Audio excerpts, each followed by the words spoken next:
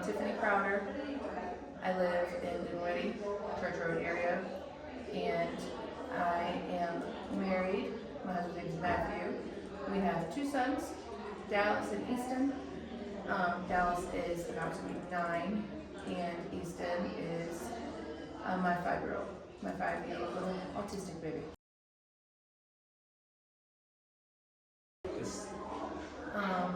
Easton is a big ball of energy. That's for sure. Yeah. He, when he was growing up, had a little bit of an issue understanding certain things, and from experience running a daycare when I was a first-time mom, I saw some kids that struggled in certain areas, and I knew their diagnosis, so I kind of compared his actions to what they had been diagnosed with. So we tried to maneuver with his personality as we could without any diagnosis or help. Talked to his physician about it, and he said that he doesn't believe he's autistic. So then later on when he grew up and actually got his personality in there, I would talk to him again about it, and he said that yeah, there's a lot of things in there about the diagnosis of him being autistic. So he loves his family a lot. He loves his friends, and he loves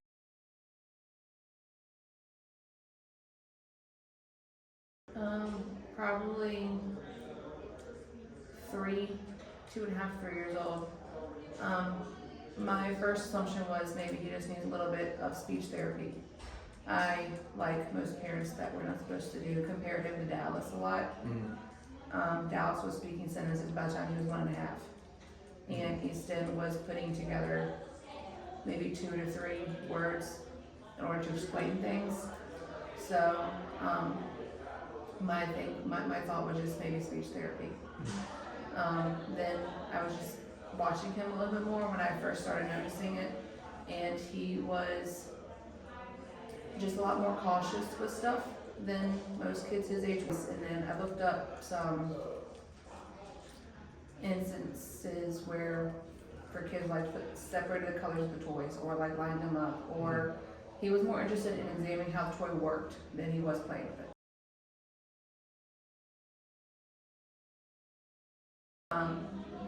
After the second time bringing it to his physician, got a referral to go to VCU to get his diagnosis. Called in, had to be mailed a packet to fill out prior to getting his appointment. Didn't get the packet for about 2 months. Got the packet, filled it out, mailed it back in like within 2 days, and didn't hear back from them. I called probably 14 to 15 days later, because I was waiting on the mail process, to see if they got it, to see what the next step was. They said that they would call me back when they heard something. So called for about 3 months, once a week for the next 3 months to see what the process was. And 3 months later, they said that they got the packet, but it would be an 8 to 12 month time frame to schedule an appointment.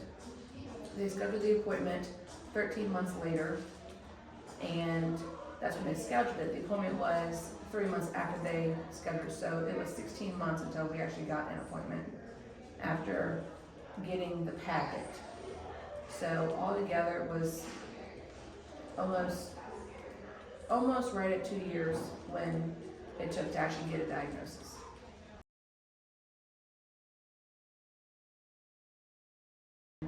The diagnosis came with recommendation of ADA therapy, which we don't have access to because it's only Tuesdays and Thursdays, or Mondays and Wednesdays. That's an hour away, and both of Easton's parents work, and it's never evening times or weekend times around our area.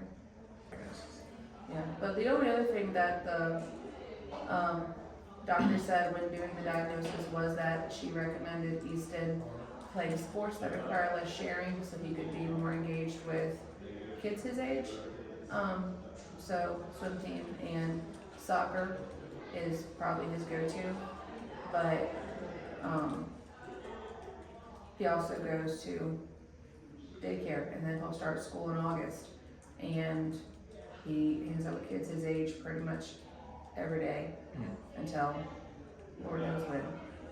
So I guess the only good thing about the diagnosis is actually having a diagnosis, Yeah. because we're pretty much doing the same thing that we've been doing anyways.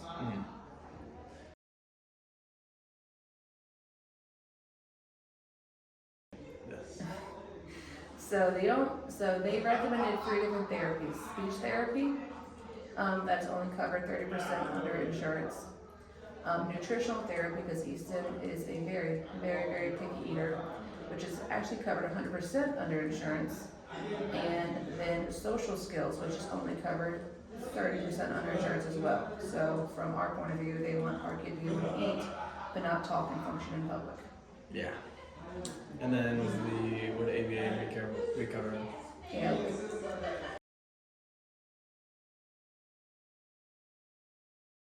Like timing would have been better if we were closer to someone who could diagnose him.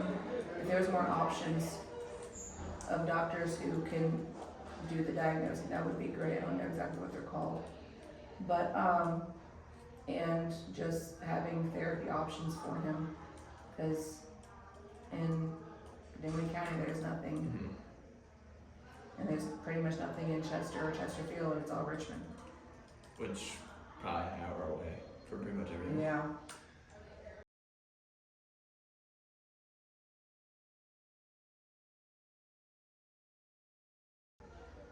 The only recommendation that they had for social skills was via telehealth, which is, I'm gonna say stupid in my opinion, just stupid in my opinion, because who would think that it's okay to teach a 5-year-old autistic kid social skills over a screen? And then the same thing with speech therapy. The only in-person one would have been the food therapy, what's it called? Nutritional, yeah, nutritional therapy, but he's branching out and eating more recently, so there's no point in that therapy right now.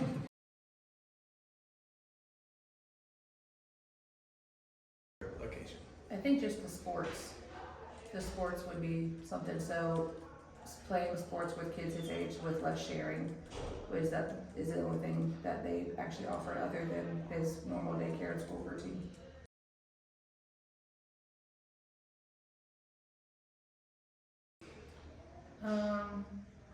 That there are a lot more kids that need help, that can't get it, that are worse off than Easton, because Easton is only level 1.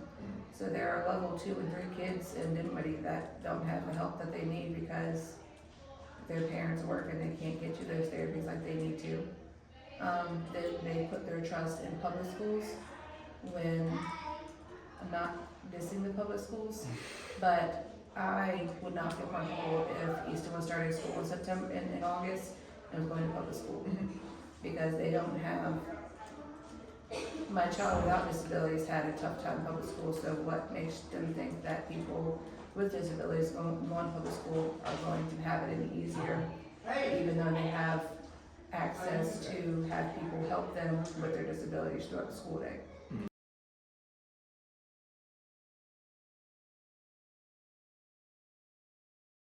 Same geographical issues.